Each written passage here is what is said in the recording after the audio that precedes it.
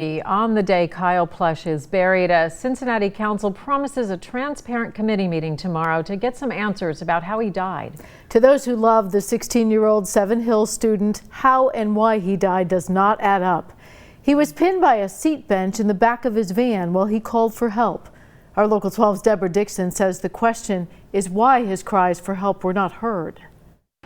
Teenagers cried outside St. Rose Church as Kyle's casket was carried out.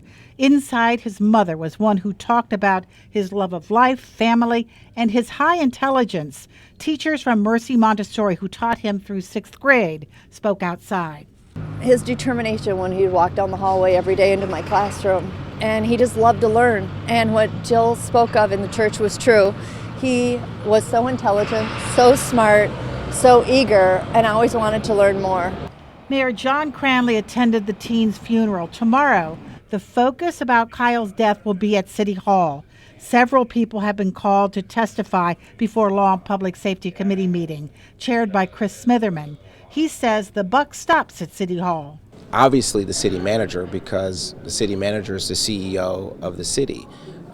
So that's one area, but who else is responsible? There have been documentations of problems at the emergency call center for years. The most recent in February. In an exit interview with a 911 operator, she said mismanagement rises to the level of a public safety concern.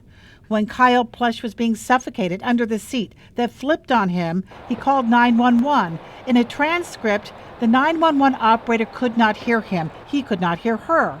Call taker Amber Smith told her supervisor she couldn't hear. So the detailed information Kyle gave about the van and where it was parked never got passed on to police.